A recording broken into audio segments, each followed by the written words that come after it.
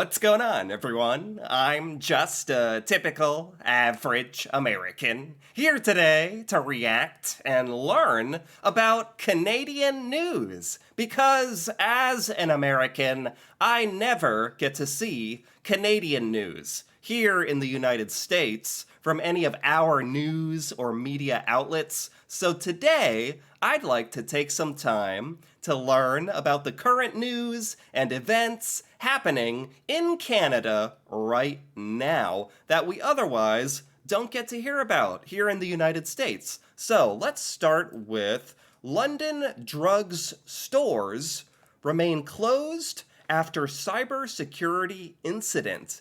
What is a London drugs store? This must be some kind of Canadian drugstore? It's named after London? Anyway, it's closed because of a cybersecurity incident. That actually sounds very serious, right? All London drugs stores remained closed across Western Canada. Is this a Western Canada drugstore, maybe? On Tuesday morning. They were all closed 2 days after the British Columbia based company announced it was dealing with a cybersecurity incident? Cybersecurity incident at a British Columbia based drugstore? Yeah, like I was trying to say, this actually sounds quite serious because do people depend on this store for like to get their prescription medicine? Or is this more like a Walgreens or a CVS, like just somewhere, I don't know, you'd go to like get your cough medicine and maybe a bag of popcorn. Not that that is, I definitely don't do that every Thursday. Definitely don't. Uh, Cough syrup and popcorn. London drugstores remain closed after cybersecurity incident. No timeline for reopening after abrupt closure on Sunday in 80 stores across Western Canada. That actually sounds like a massive pain for a lot of Canadians, right? If you depend on this drugstore. And as for the cybersecurity incidents, it's like, what's that mean? Does that mean some foreign entity has stolen all your drug information? Like that doesn't sound good either. And as of this article being written, there's no real solution being posted. It has over 80 stores in British Columbia, Alberta, Saskatchewan, and Manitoba. Okay, so this really is a Western Canadian drugstore. I've never heard of it. Okay, there you go. Dang, that sounds pretty bad, actually. What else do we have here? Infants, grandparents among four killed in a Highway 401 crash. Oh my God. Talking about bad, I thought oh my God, I thought the London drugstore closing was bad. This is beyond bad. That's horrible. What is Highway 401? Maybe I can get some more information on this. God. So this is by Toronto or in Toronto? Infant? That's the part where it's like difficult to process this in a way. Infant and grandparents. No. Oh. Oh, among four killed in Highway 401 crash. That is so bad, man. My heart really goes out to that family. Robbery suspect was driving the wrong way in eastbound lanes. Oh my God, robbery suspect driving the wrong way. Did they die as well in the crash? They're driving down the wrong way of a highway 401. I'm not familiar with Highway 401. I mean, if it's by Toronto, it's got to be a massive highway. Very busy, right? And they they couldn't just go on with their own, life, like a life of crime and endangering people on the road. What's really sad is that this selfish robber, trying to drive away from police, decided to, you know, have his life intersect and affect this family, whereas this person was already ruining their life. Literally committing a robbery and driving the wrong way on the highway, and then he ruined this family's life. That's kind of what I'm trying to say. Infants and the grandparents. That is just thinking about the parents, I guess, out there. The parents who just lost their child and their parents. This is this is kind of sick, actually. Like, there's no other way to really put it. Infant and their grandparents were among the 4 people killed in a fiery crash east of Toronto Monday, after police pursued a robbery suspect driving the wrong way on Highway 401. Did the suspect die? That's what I'm kind of curious about. All 4 people were pronounced dead. Yeah, so the suspect and the 2 grandparents and the infant child. Oh my god.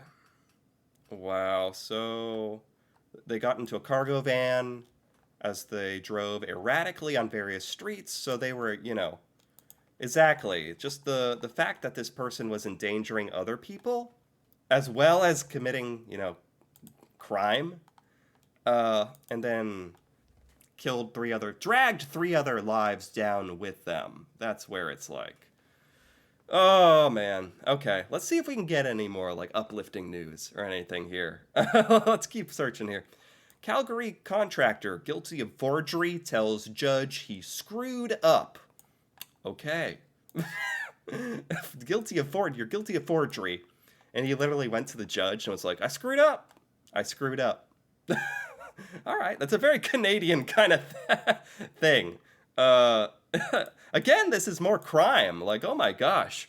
That's another thing I think a lot of Americans would be really shocked about if we ever heard about some of this Canadian news more, but we don't, is that Canada has a lot more, like, tragic incidences and crime than I ever imagined. Like, us Americans, we have a very, like, particular view of Canada as a very wholesome, peaceful, polite, respectful place. And it's like these articles about drugstores getting shut down from cybersecurity attacks and children and grandparents dying. That one is still like I'm gonna be thinking about that one later today. That's so freaking sad.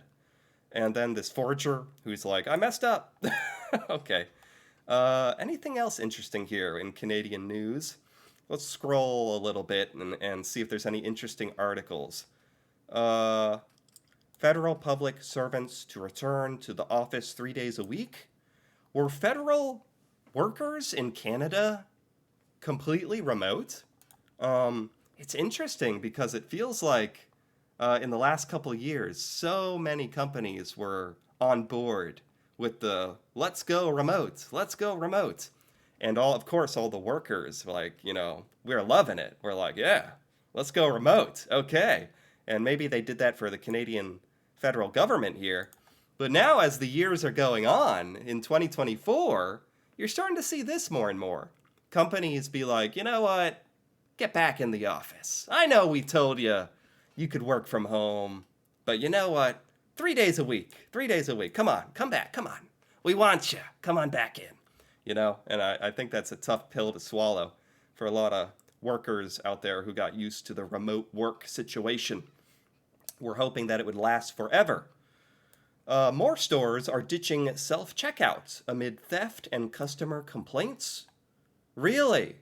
So yeah, here in America, of course, we have lots of self-checkout. I think this is a problem that we're really having here in the United States. So this is actually quite interesting for me to see this. In Canada, stores are getting rid of self-checkout now because of theft.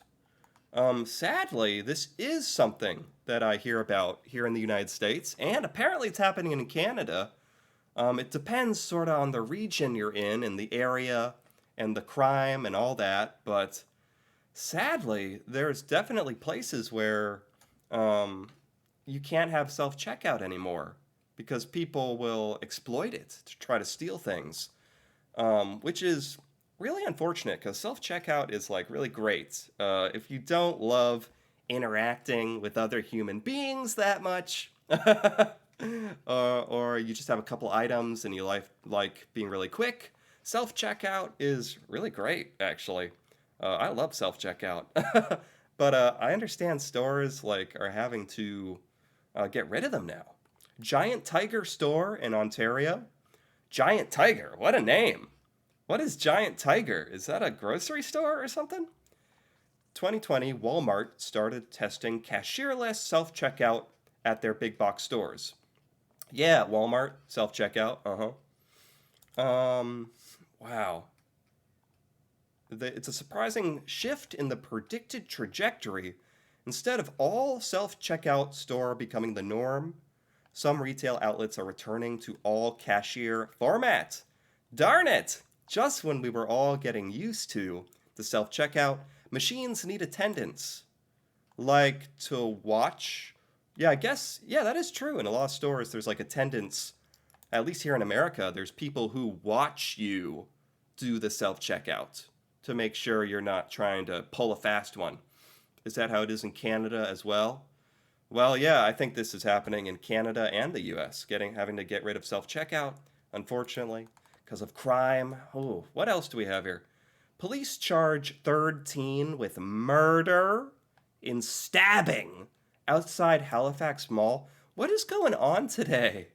I'm sorry. What is going on today? This is a really sad day in Canadian news. A lot of like death and destruction and crime and murder. Um, but I guess sometimes that's what the news is. Ahmed Marak, 16, was stabbed last week in the parking lot of a Halifax shopping center. What? They've charged a third teen with second-degree murder after Ahmad was stabbed last week. Oh my God, I don't know much about Halifax or if this is normal or if there's crime or but for there to be a stabbing, my God, and of someone so young, 16 years old. Wow. Well, I hope these three suspects have justice brought upon them. Seriously, oh my God, stabbing a teenager? What is going on in this crazy world? I thought this was just, see, this would be kind of like standard news here in the United States. I wouldn't be like shocked, but I'm a bit shocked seeing all this in Canada. I gotta say. Wow. What else we have here? Firefighters who lost homes to wildfire gear up for season ahead. Yeah, the Canadian wildfires.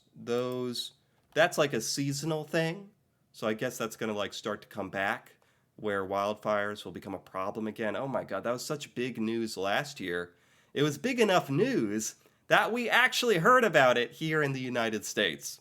That's how you know it's finally big news. Or maybe because it was actually affecting the United States. Finally, America reported on some Canadian news. And I think it's only because we had smoke coming blown onto us. And we were like, what is this? Canada, what are you doing? Canada's like having these horrible, tragic wildfires. People are losing their homes and livelihoods. And America's like, how dare you blow smoke onto us? Like, it was crazy, actually. Cell phones causing major disruptions in the classroom. Ontario school warns parents. Well, that's the least surprising news of the day. Yeah. Man, when I was in school, cell phones were just starting to become a thing. It wasn't really a thing. So I can only imagine if I had been in school, like high school and middle school, and had my cell phone, I wouldn't have got anything done. Oh my God. I can't even imagine what that would be like. So yeah, the fact that it's causing major disruption in classroom, yeah, for sure. I don't know. I think there's some countries around the world experimenting with like banning cell phones in school. You don't want to like take away people's rights to their phone, and if there's an emergency, and it's a great way to communicate and have access to information, but it is also a major distraction. There's no doubt about that. Like, so, yeah, that's a tough one. Cell phones in schools. How do you get anything done when you got like 30 teenagers in your classroom, like on their cell phones? I don't even want to imagine. Oh my God. Scientists warn Canada way behind the virus as bird flu explodes among the U.S. dairy cattle. Bird flu? is exploding amongst our dairy cattle. This is actually the first I'm hearing about this. Is this like, this must not be super, super serious yet, because I have not heard much about this, or it's not affected my dairy purchases at the grocery store. And so hopefully they're not, my cheese isn't infected with bird flu or anything. And what it's saying, like Canada is way behind the virus. What does that mean exactly? Like Canada might be next, might be affected next by the virus, or is ill prepared for the bird flu? Man, aren't we all just tired enough of all these viruses and flus and oh man, goodness gracious. Let's keep going here. Let's take a look. Hamilton police officer who assaulted Indigenous man in disturbing act to be demoted for 1 year. Good, good. Oh my God. Police officer in Hamilton. Where is Hamilton? I'm not sure. Assaulted an Indigenous Canadian man. He's been demoted for 1 year. 1 year. I mean, God, is that like enough? It's really disturbing, and that's actually the word they use here. Disturbing act. But it is disturbing when police officers do that kind of thing, because those are supposed to be the people you trust the most in your society, The police officers that are there to protect you and serve, keep law and order. So when they break your trust, there should be really severe consequences, I think. Let's keep going here. Oh, look at this. Ontario cracks down on phone use and vaping in schools. So that really is happening, at least in Ontario. And vaping. Oh, the vaping. Yes, very, very popular with the kids, I hear. Phone, oh my God, yeah, the times have changed for sure. Man, if you're a teacher having to deal with teenagers with phones and vapes, and they're just now starting to realize they have to set up all these guidelines. I'm sure that's going to be controversial, though, because a lot of people have probably gotten real used to being able to bring your phone anywhere, including like school. Anything else? This week's most compelling Canadian images. Oh, that sounds nice. Oh, what is this? Okay. Stanley Cup playoffs. Fans getting ready for the Stanley Cup playoffs. I have to be honest, I didn't even know this was a thing happening right now. But I think since it has to do with hockey, these are some Canadian fans really showing their hockey pride. Okay. What else do we have here? This is like a ocean or beach, but it's roped off. Is there any context for this? Oh, this is the fatal stabbing of a 27-year-old man? Another stabbing? Oh my God! What? Let's keep going. I can't with the stabbings for today. I need to have like a quota for that. 2 is the maximum. Honda CEO Toshiro is joined by Prime Minister Justin Trudeau. Okay, so this is like the Honda manufacturing plant or something. Okay. A fire destroyed a Second World War era hangar in Edmonton? Oh, wow. Oh, that's sad. A historic World War era hangar was burnt down. Oh my God, what a photo, though. People congregate under blossoming cherry trees in Toronto's High Park. Ooh. Oh, this is cool. Cherry trees. Those are in Toronto? Wow, that's a nice picture. I'm enjoying these pictures. With all the news we've had here today that's been kind of like negative, this is kind of a nice way to finish this out. Fans watch the Toronto Maple Leafs play during a tailgate party. Oh, yeah. It's funny how the iconic Canadian images of the day, 2 of them have to do with hockey. Coincidence or no? And this is the 2024 Stanley Cup playoffs again. Another hockey one. These are funny photos, though. I like them. Canada's Felix Auger Aliassime. That's a tennis player, right? Oh, yes. Canadian tennis player. Yes, very cool. Oh, my God. What's this? Burgess Creek wildfire. Oh, my God. So wildfires are happening right now? Is this recent stuff? Uh, I'm not exactly sure. Art installation. Whoa! Oh, this is awesome. This is an awesome art installation. Oh, I don't even care what the messaging is. I think it has to do with like recycling or something. Cascading plastic bottles. That's just an awesome sculpture. Wow. Jockeys practicing on horseback. And there, okay, there we have it. That was really nice. That was actually a cool way, I think, to finish this out. And there you have it. That was the Canadian news for this week. My God, I'll say it again. That was a little depressing, some of the news, but it is what it is. The news is what it is. And so I am, I'm happy to at least be aware of the things going on in Canada, even if there are some negative things going on this week. I'm happy to be informed about it, and there's a lot of interesting news going on that I learned about today. So I did enjoy this for what it was. Anyway, if you enjoyed this as well, feel free to give this video a like or leave a comment with your thoughts on any of the Canadian news here today, or any news that I may have missed that happened this week that you think is important. That'd be amazing to hear about. And if you're interested in more videos like this, me reacting to Canada and Canadian culture, feel free to subscribe for more. And until then, thanks for watching, and see you next time.